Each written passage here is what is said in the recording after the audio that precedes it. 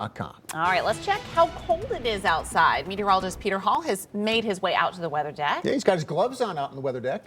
I've noticed Megan's not concerned that I don't have a hat on. She was concerned about Dale. I was pointing to the gloves, Peter. I've already harassed one of our reporters tonight, Pete. Well, that's true. You know what? Yes, it's cold. And if you actually have to work outside for a long period of time, you should have your hat. We don't have the danger zone type wind chills where you can get frostbite in like 30 minutes on any exposed skin. But hey, it's still cold. And we're not used to it because, well, the beginning of the season, like December, even though it wasn't technically winter for the first 2/3 of it, was a lot warmer than normal. But right now, cold, and we've got some lake effect snow, so let's talk about that. None in central New York, and as expected, it is way up north. The main lake effect band is near Watertown. There's also a spray of snow in northern Oswego County, too. First stop is right there, near and north of Watertown. You can see there's some steady lake effect snow in the blue. The heaviest right now is just north of the city. It is starting to press southward, though. So if you've got friends or family near and north of Watertown, this is really bad for Route 12, Route 11, Route 81, and Route 3. It's going to be tough going in Jefferson County this evening. This snow band is going to move a little further south.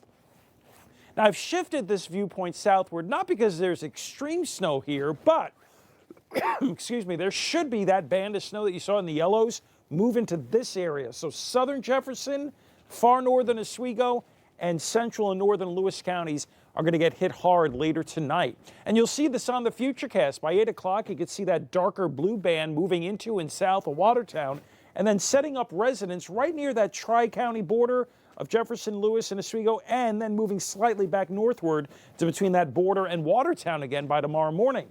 Watch that band move back up north again through Watertown to the far north country. Now, what you see here on the Futurecast in central and southern New York, this is just some minor regular light snow and flurries. Most of central New York for this, anywhere from a trace to coating to an inch. Now, you can still see, though, the lake effect hanging out far up north. So how much new snow is going to occur? I'm going to step out of the way and then step right back in so you can see everything. Most of central New York sees either nothing or a coating to an inch. There might be a couple of spots in the southern tier that might get 2. But wow, we go from 1 to 12 or more inches of snow for the next 24 hours. I actually wouldn't be surprised to see some spots that get close to 24 inches of additional snow between now and 7 p.m. in that red area somewhere. The snow kind of hugs the coast there and then moves westward towards Rochester. Then another one of these general light snowfalls comes through on Friday. With this in central New York, I think 1 to 3 inches of snow likely between dawn Friday and sunset Friday. You can see it right there. The best chance of 3 or more will be the hills south of Syracuse. The best chance of 1 or less will be the North Country. This is going to bring down even colder weather.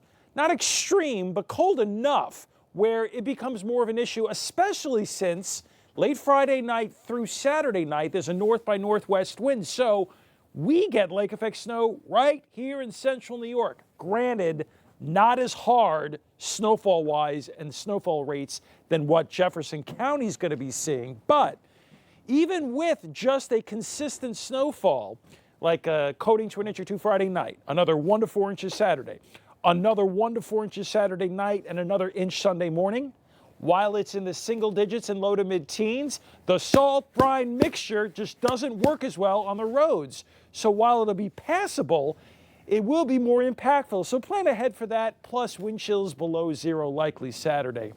Stanley lost Skywatch. For now, downtown Syracuse, while cold, is just fine to travel. You're up to date, back inside.